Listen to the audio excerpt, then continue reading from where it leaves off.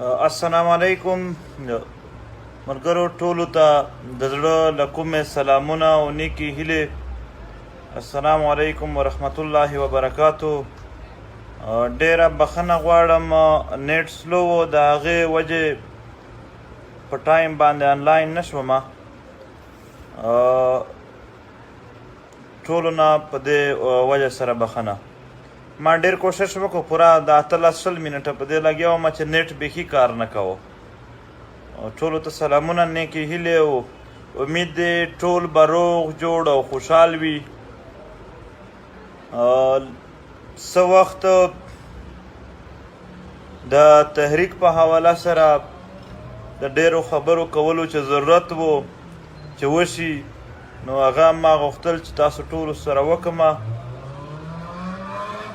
دا زمونږ او ستاسو تحریک دا څه وقتي تحریک نه و، دا څه په دې بنیاد نه و چې هسې زمونږ د زړونو بړاس وباسو، بلکې دا د یو لوی مستقبل دپاره، د یو تاریخي مستقبل دپاره او د یو ښه مستقبل دپاره مونږ یو جدوجهد و. دا د تیرو ټولو ناانصافو د جنګونو او په دې جنګونو کښې زموږ عام خلکو وژلو د دغې په حواله سره زموږ جدوجهد و. هغه مطالبات دي او تر نن ورځې پورې دي، ځکه چې هغه لا حل نه شول. څه د ثوابۍ جلسې په حواله سره به هم خبره کوو او د حیات پرېغال په حواله سره به هم خبره کوو، د روانور په حواله سره به هم خبره کوو، او د چې کومه د پښتنو سره یو خو ایکسټرا جوډیشل کیلینګ دی، د جنګ په نامه باندې دوی استعمالول دي، د جنګ په نامه باندې د دوی په سر ډالرې ګټل دي او بیا په دې کې ځانونو ته ګټې ایستل دي. دغې ټولو نه علاوه پښتنو ته چې کوم کاروباري زیان ورسېده، په هغې سره به هم انشاءالله د تحریک خپله تګلاره وي او په هغې باندې به هم کار کوو. سعودي عرب او اماراتو کښې د پښتنو سره څه رویه ده، په دې به هم خبره کوو او ولې ده داسې فاټه جغرافیایي لحاظ څه شی دی. او د پی ټي ایم د پارلماني سیاست ځینې خلک وایي چې کړی وی شوی، ځینې وایي چې نه مو کوښه مو وکړل. په دې حواله سره باندې هم لږ وضاحت درته کوم. اول راځو په مسایلو باندې. مسله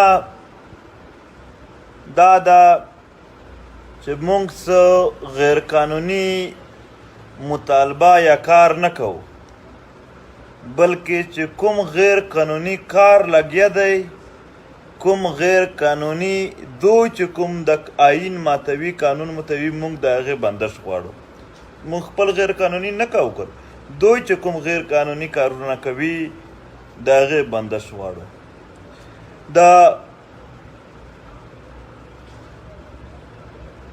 روانور په حواله سره تاسو ولیدل چې هغه هم رها شو او د هغه 3 نور ملګري هم رها شول. دغو خلکو نه یو مرګ کړی دی، په سوونو مرګونه کړي دي او په یو ځل یې نه دي کړي، په 100 کالونو باندې کړي دي. 8 کالونه لګیا وو. 8 کالونه ریاست دوی ته یو فری چوټ ورکړی و چې مطلب څه کوه، پر شا ریاست ولاړ و، چا غږ نشه کولی، عام ولس مړېدو. نن په دې ملک کښې زه ډېر خوشحال یم چې پرون چا په سپي باندې ډزونه کړي وي او هغه نن ونیوی شو او هغه ته به سزا ورکړي شي. موږ دینې په دې باندې خوشحال یو. خو دا خبره کوو چې ما تیر په یوه لایو ویډیو کښې دا ویلي وو چې هغه ظلم چې کوم زموږ د انسانانو سره وشو هغه که د سپو سره وشو هم خلک به پې زړه بد کړي د خلکو به پې هغه همدردیانې ورسره پیدا شي د سپي سره هم زموږ انسانانو سره وشول زموږ سره او دوی له اوس هم د هغې انسانانو په سرې وینو ککړ لاشونه چې اپلوډ کړي دوی لاندې ورته کنځلې لیکي نن د یو سپي قاتل ته خو انصاف میلوي شي زموږ د پښتنو د ښکلیو ښکلیو ځوانانو د هغې قاتلانو ته انصاف د هغې قاتلانو ته سزا نه میلویږي هغه شهدا ته انصاف نه شو میلوي مونږ امید لرو چې انصاف به راکړي او که دا امید مو ختم شي بیا هم زموږ جدوجهد به جاري وي د ایکسټرا جوډیشل کیلینګ په حواله سره یو هغه اپلوډ کومه بله ویډیو چې هغه به د دغې ترجماني کوي چې موږ د هر شي ثبوتونه راوړي دي ورونو صرف د یو کس مې په غږ باندې تنګوي هغه لږ رانه لرې کومه مسنجر باندې بار بار کالونه راکوي هغې نه نو هغه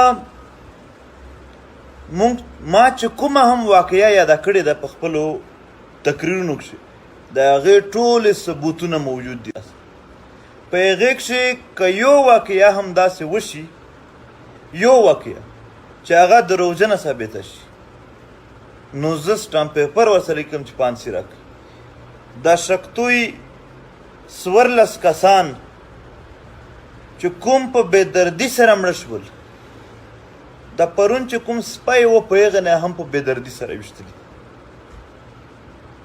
خو چونکې هغه فوجیانو ویشتلي دي ځکه دغې قاتل ته څوک څه نه وایي دلته چې ته فوجي وردي وغندې هغه د پتن وي چې ته سرکاري بله د پولیس یا څه شي وردي واغندې هغه د پتن وي بیا ته محفوظ یي بیا ته چې کومه هم غلطه کوي ټیک ده خو که ته عام سویلین یې عام شهري یې بیا ستا دپاره دا لار نشته بیا ته د خپل چې کوم غلطه در سره روانه ده هغه انصاف نشي غوښتی دلته ظالم څوک دی پورا ریاست ځکه چې پورا ریاست د دغې شي عملداري ورته حاصله ده چې څوک ریاست څه ته وایي ریاست دغه نه دی چې یعنې اسلام آباد ریاست شو نه دا ریاست چې څوک هم چلوونکي یې دي دا یو ټوس فام دی د ریاست دا ځینې خلک وایي چې نظام نه دی ټیک یا کسان نه دي ټیک نو ریاست ټیک دا دروغ وایي ریاست وایي هغې کسانو ته هغه کسان چې دلته یې عملداري ده ریټ یې ده هغې کسانو ته ریاست وایي نو ریاست دلته عامو خلک چې کوم عوام دي هغې ته انصاف نه ورکوي که کله دا کار سویلین وکړه بیا انصاف تا ته تر یو حده پورې میلوي شي دا منه خو که دا کار تا ته په وردي کښې چېرته وشو بیا تا ته انصاف نه میلویږي نه یې درکوي زموږ د میسینګ پرسنز مطالبه وه میسینګ پرسنز زموږ مطالبه دا وه چې دوی ورکه عدالت دوی عدالت ته یو نه دی ورکړی که څوک یې هم راخوشي کړي دي خپل یې راپرېږدي اوس په زرګونو خلک لا ورک دي خرڅ کړي یې دي د هغې ښه خبره هم نه کوي زموږ څه مطالبې به نوې هم وي د وسایلو په حواله سره د مدنیاتو په حواله سره ما تیر ځل هم ویلي دره دمخل کویله ده په یو کان باندې چې یو ټرک ځنې راځي هغې باندې 2200 روپۍ دوی ټکس اخلي په 2200 روپۍ فوج اخلي، 1500 روپۍ پولیټیکلي اخلي. دا ځان ته د دغه نه علاوه ایکسټرا 10 लाख روپۍ پر منت 9 ډیو فوج ته هر کس به جمع کوي. په دې باندې په در عدم کیل شو یو کس اعتراض وکړ چې نه یې درکوم، دغه 3 میاشتې جیل یې پرې وخوړو، لاپته شو. بیا یې د کور ول پیسې ورشي. دغسې د نارت وزیرستان ټول وسایل لوټ کېږي، 1 روپۍ رعایتي نه ورکوي. او دغسې ساوت وزیرستان هم په دغې لوبه لګیا ده. په دغې شان ته ګوره زمونږ کاروباري مرکز په کار وایي چې دغه د بونډري علاقه ده، په خیبر پختونخوا فاټا بلوچستان چې دغه وایي، ځکه چې دا داسې علاقې دي د پښتنو چې دا ټرانزیشن ایریز دي. په یو اړخ باندې ګرمې علاقې دي تر انډیا پورې، په بل اړخ یې 20 ملکونه سړې علاقې دي. دغه ځای چې مڼه، کیله، آم، خجوره دا هر شی کېږي چې دا په یخو علاقو کښې نشته. دغسې بیا د یخو علاقو دپاره چې کوم شی چلغوزه، بادام، دا ټول شی موجود دي. انګور دی، بل دی، دغه په ګرمو علاقو کښې نشته دی. ګوره لاهور که چېرته د بارډر ایخوا کاروبار کوي نو د لاهور عام دی یا بل شی دی، هغه هلته په انډیا کښې خپل هم موجود دی، نو نارمل ګټه به کوي.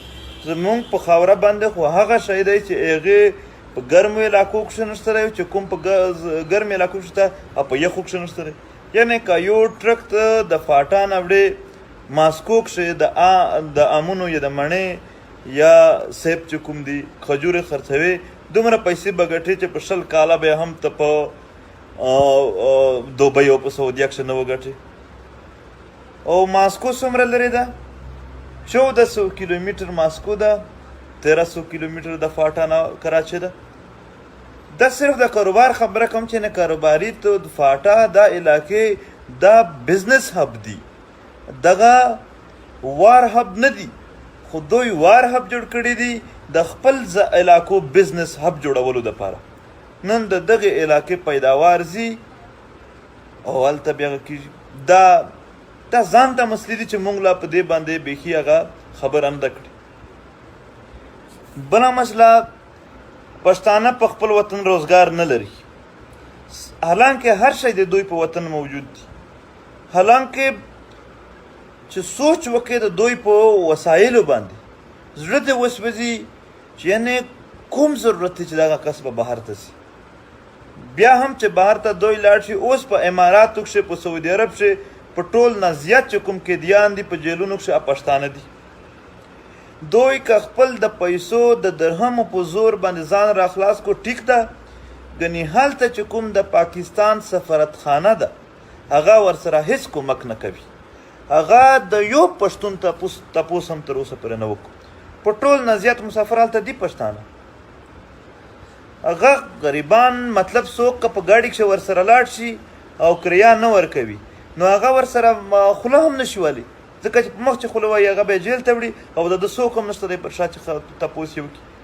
یعنې یو دلته خو نه، په هر ځای چې دلته د ریاست چې کوم ذمهواري ده هغه دوی ذمهواري خو پرېږده، د پاسه د ظلم نظام پرې راولي چې نه مزید ذمهواري هم مه که او چې ځان بچ کوي هم ځان بچ کولو ته هم مه پرېږده. اوس کراچۍ چې زمونږ ډېر زیات پښتانه دي مسافر دي، په روزګار پسې لاړ شي، 7000 کنټینر 7000 چې کوم د آیل او د ګیس چې کوم د کنټینرې دي یا د څه ورته وایي دغه بند ګاډي، دا یې ځینې لرې کړل، دا یې د هلته چې کوم کاروبار و هغه نه ختم کړل. ولې چې کوم د ارمي اداره د FWA هغې خپل 7000 ګاډي وردن نه کړي.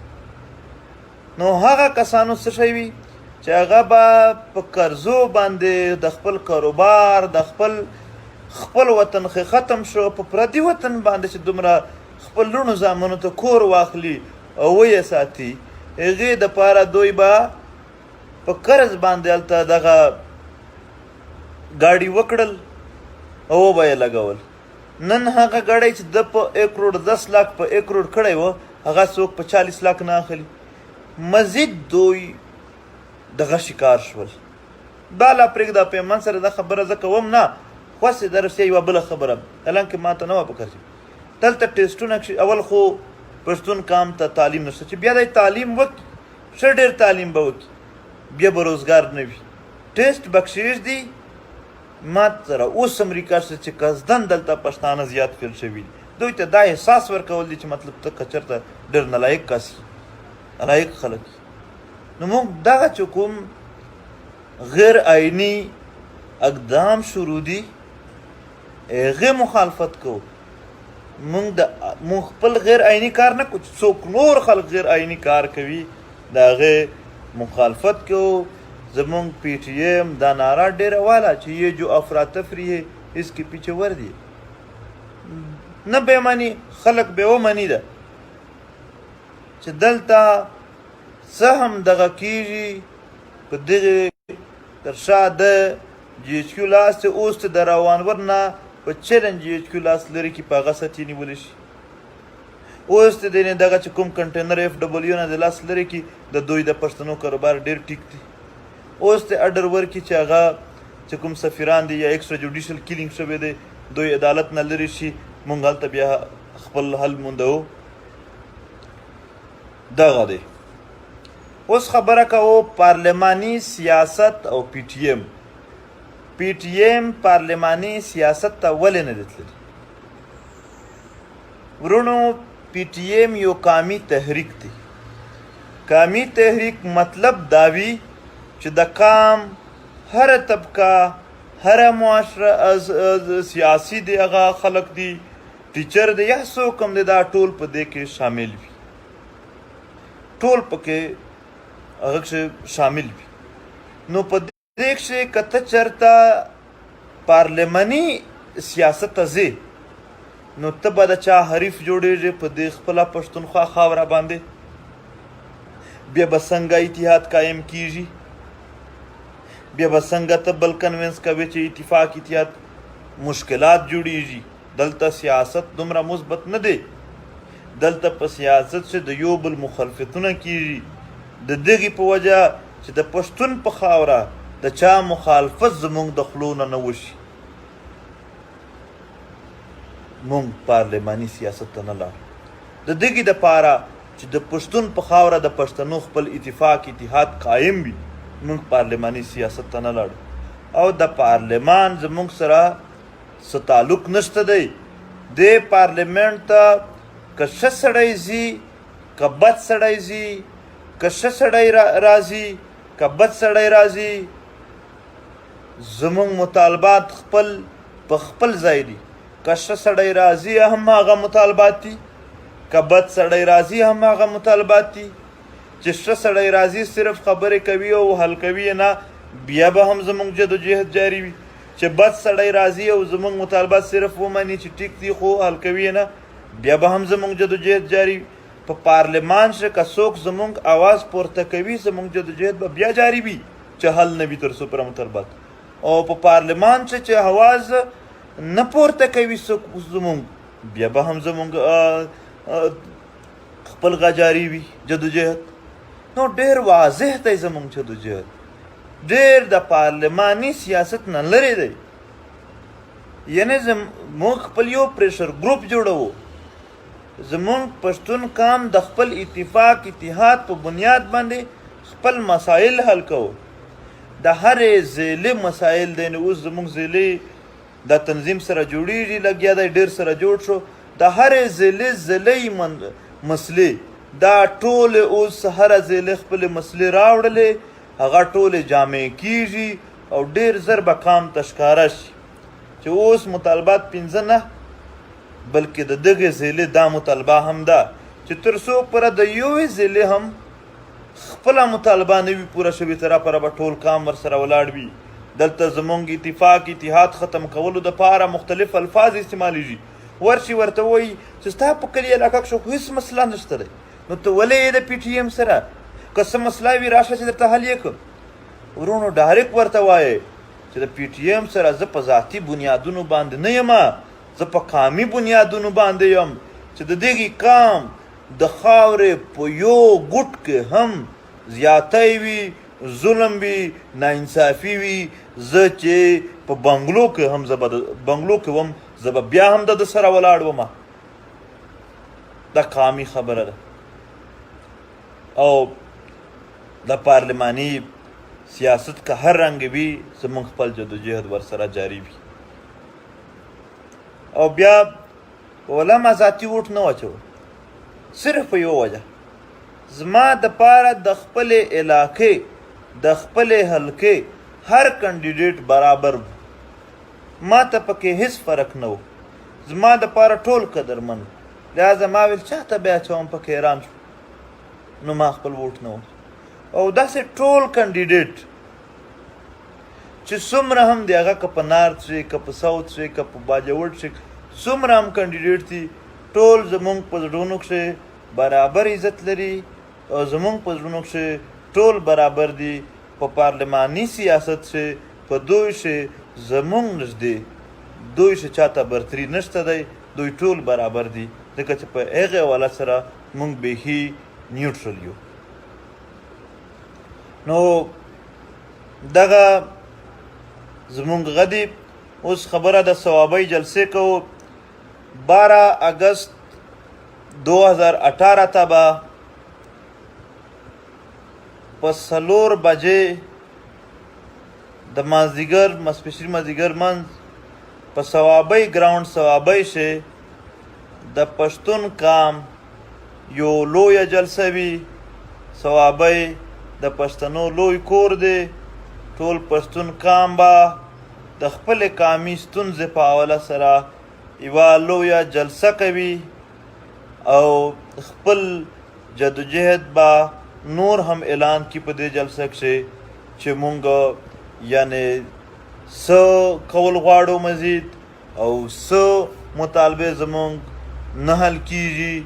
نو دغه به انشاءالله زمونږ هلته وي او دغې دپاره ټول ملګري کمپین هم وچلوئ. څنګه چې پېښور جلسه ته هغه د ماشومانو ویډیو وی یو منټ او هغه ویډیو به بیا د دغې په حواله سره هغه یوغه و، داسې یو کمپین هم ورته وچلوئ او ښه لوی انشاءالله جدوجهد به وي او مونږ د دغې خاورې د هر مظلوم سره د دغې بلکې په دنیا کښې مونږ د هر مظلوم سره یو، د دنیا په هر ګوټ کښې چې څوک هم ظلم کوي مونږ به مخالفت. په نورو ټولو مسلو کښې کیدی شي زه ذاتي یعنې نیوټرل پاتې شم، خو چې چېرته د مظلوم او د ظالم خبره وي زه به د مظلوم په اړخ ولاړ ومه، زه به د مظلوم سره ولاړ ومه، زه به د مظلوم سره سټینډ اخلم.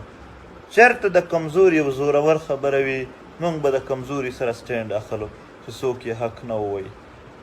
انشاءاللہ اب چند باتیں اردو میں کریں گے کیونکہ بعض باتوں کا ذکر ضروری ہے کہ تقریباً جتنے بھی باقی لوگ ہیں جو اس پر ڈسکشن کر رہے ہیں تاکہ وہ سمجھ سکے. پی ٹی ایم نے جو مطالبات پہلے دن سے پیش کیے تھے یعنی راو انور کو سزا دے اور اس کی ٹیم کو سزا دے. راو انور رہا ہے اور اس کی ٹیم کو بھی رہا کر دیا.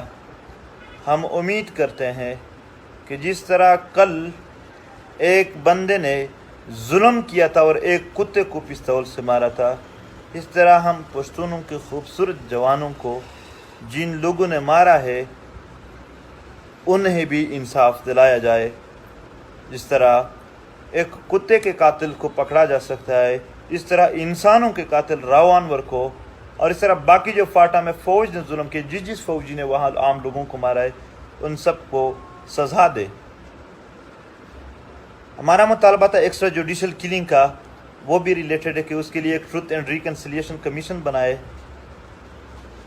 جو ویڈیو آپ نے دیکھی ہے شقتوئی کی یا جو واقعہ میں نے اپنے بیان میں بیان کیا ہے، تقریر میں بیان کیا ہے، یا جو واقعات ہم نے اب بہت سارے رہتے بھی ہیں، اب تو ہم نے مہمند ایجنسی کے وہ واقعات نہیں بیان کیے کہ ایک کے ساتھ 60 بندوں کو انہوں نے جیٹ طیارے سے اس طرح ٹکڑے ٹکڑے کر دیے.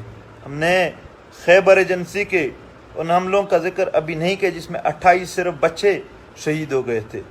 ابھی تو بہت سارے واقعات ابھی ہم اس تقریباً نمبر سے ایک ایک کو بیان کریں گے. کوئی ایک واقعہ بھی غلط نکلا تو اسٹامپ پیپر لکھتا ہوں کہ مجھے پھانسی پر چڑھا دیا جائے. جو بھی بات کریں گے تحقیق سے کریں گے, ثبوت کے ساتھ کریں گے, زمینی حقائق کے ساتھ کریں گے. ہم نے مسنگ پرسنس کی بات کی کہ آپ اسے عدالت کو دے دو. انہوں نے بعض مسنگ پرسن کو ڈائریکٹلی رہا کر دیے, اور یہاں تک کہ ہمارے اس مطالبے کو ریڈیکل کر دیا, یعنی ایک شدت پسندانہ مطالبہ پیش کیا کہ یہ تو کہہ رہے ہیں کہ سب کو رہا کرو, جو دہشت گرد ہے اس کو بھی رہا کرو, حالانکہ ہمارا مطالبہ یہ تھا ہی نہیں. اور ابھی تک وہ ایسے ہی پڑا ہے. اور مائنس کا جو مسئلہ تھا, آپ کوئی جا کے ہمیں جھوٹا ثابت کرے, وزیرستان بالکل مائنس سے بھرا پڑا ہے. فوج دھرنے کے بعد آئی, وہاں جو ان کے علاقے کے نزدیک اس میں فوٹو سیشن کیا 1 ہفتے تک, پھر وہ چلے گئے اور مائنز وہاں رہ گئے. چیک پوسٹوں پر بھی اس طرح, یہ خاص کر وزیرستان میں فوٹو سیشن ہوا ہے. بلوچستان میں فوٹو سیشن کے لیے کچھ پاپڑ اور شربت دیے, پھر وہ رویہ پہلے جیسا ہو گیا. اس طرح یعنی دھوکہ ٹائپ کا جو بعض چند وہ تھے.